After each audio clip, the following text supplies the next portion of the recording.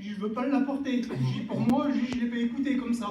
Alors je dis, Seigneur, je dis, par rapport aux anciens, par rapport à tout le monde, je dis, je veux pas le donner. Écoutez, c'est pas mon message à moi, c'est le sien. Le messager, alors je vais l'apporter de tout mon cœur. Je remercier les anciens qui nous laissent la place avant tout. Seigneur, quel privilège d'être enseigné par eux. Quel privilège d'être enseigné par des hommes de Dieu comme ça, Seigneur. Écoutez, je voudrais remercier tous mes copains, ma famille, mon père qui est venu, tous mes copains. Écoutez, je voudrais que les premières années, les deuxièmes années, tous mes copains qui servent, qui prient pour moi.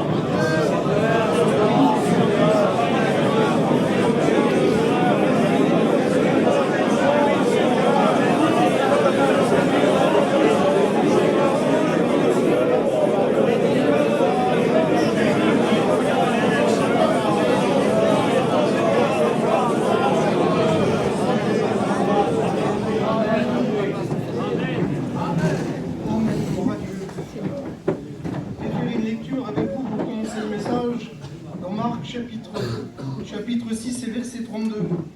Et je ne sais pas très bien lire, mais il faut que je lise le texte en entier.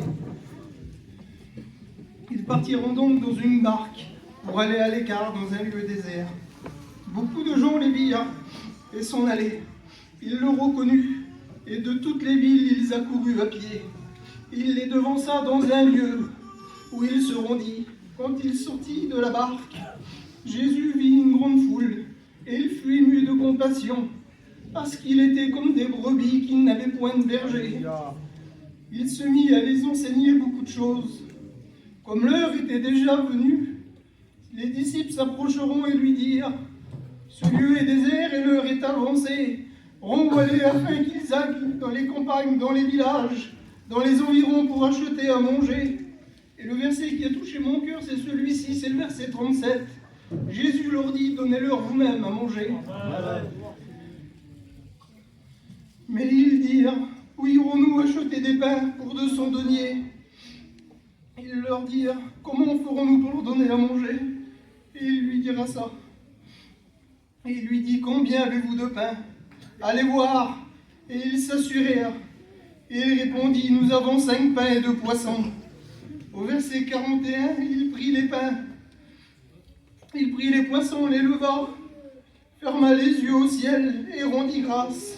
Puis il rompit le pain et le partagea aux disciples. Écoutez, je voulais vous dire ça. Comme j'étais en train de lire ce verset-là, le Seigneur me disait ça. Et je leur dis, si tu saurais quel moment que c'était, si tu saurais les besoins qu'il y avait à ce moment-là, la Bible nous dit qu'il y avait 5000 hommes sans compter les femmes et les enfants. Il dit, les gens accouraient partout pour venir écouter la parole. Il dit, il y avait des malades, il y avait des paralytiques. Il dit, il y avait des rétrogrades. Sois glorifié. Il y avait des personnes qui ne connaissaient pas Dieu, il dit, à ce moment-là. Et il dit, ils venaient tous dans le but de recevoir. Et écoutez, le verset qui était compliqué, le texte était celui-ci pour moi.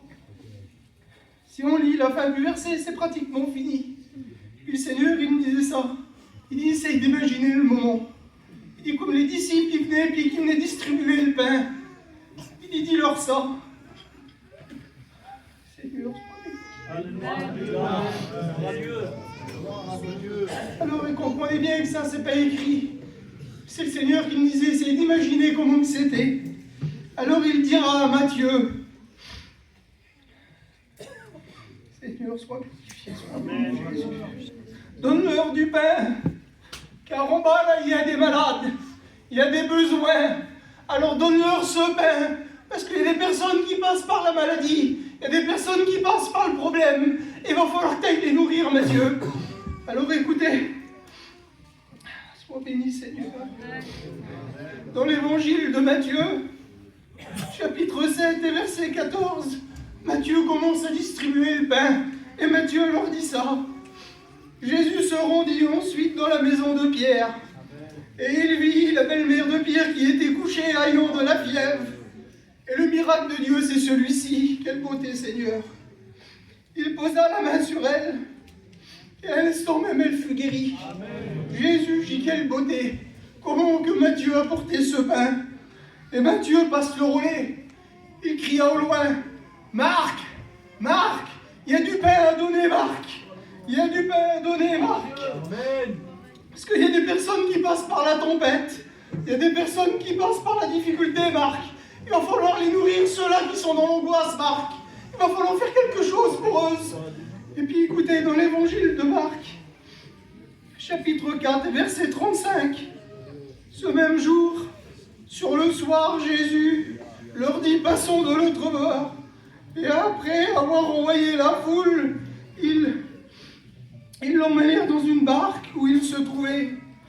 Il y avait aussi d'autres barques avec lui. Il se leva un grand tourbillon, les flots se jetaient contre la barque. Et là, les disciples qui étaient dans la barque, ils étaient submergés jusqu'à tel point que l'eau passait dans la barque. Et ils commençaient à prendre peur. Ils commençaient à voir la mort arriver en face. Ils commençaient à voir arriver le problème. Et puis il n'y avait plus de solution. Mais je rends gloire à Dieu, il y avait une solution à l'arrière qui était là. Il y avait la solution, elle s'appelait Jésus. Et l'ayant réveillé, Jésus menaça les vents et la mer. Et il cria ces mots, « Silence, tais-toi !» Et le problème s'arrêta. Les vents cessa. Et la mer se revenit à son point d'origine. Alors écoutez, Marc donna aussi le flambeau à Luc. Il dira ça. Luc, t'es en train de passer, il y a du pain aussi pour toi, Luc. Il faut que tu distribues, Luc. Et Luc commença à distribuer ce pain. Et il lui dira ça. Luc, il y a des rétrogrades parmi nous. Il va falloir que tu apportes ce pain, Luc. Parce qu'il y a des besoins. Il y a des personnes qui sont parties loin de moi. Il y a des personnes qui se sont éloignées de la bergerie. Alors dans Luc, chapitre 15 et verset 11, c'est le jeune homme qui était parti.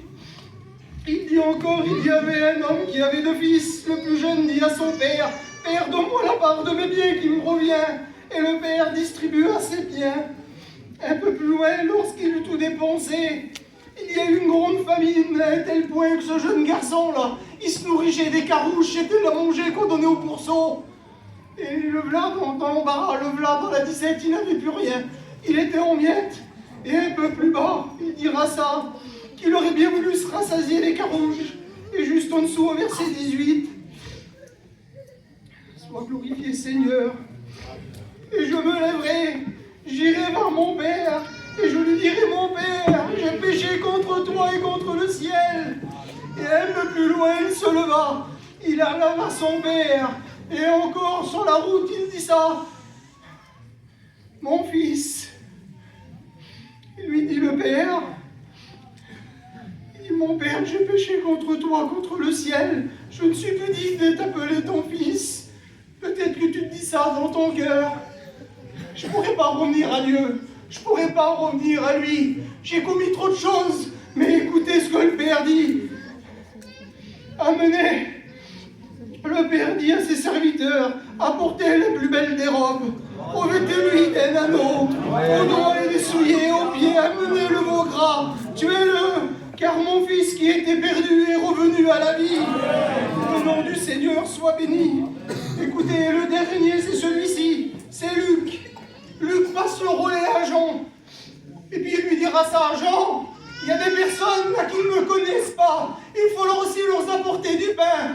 Alors écoutez, Jean, le v'là avec sa petite panière, il commence à traverser dans les rues, dans les coins, et puis il dira ça. Dans Jean, chapitre 3 et verset 16. Car Dieu a tant aimé le monde. Il a donné son Fils unique, afin que quiconque croise en lui ne périsse point, mais qu'il ait la vie éternelle. Gloire à Dieu. Écoutez, je voudrais vous dire ça. Tu te dis peut-être c'est bien beau ce verset, mais c'est qui Jésus? Écoutez, je voudrais te dire ça.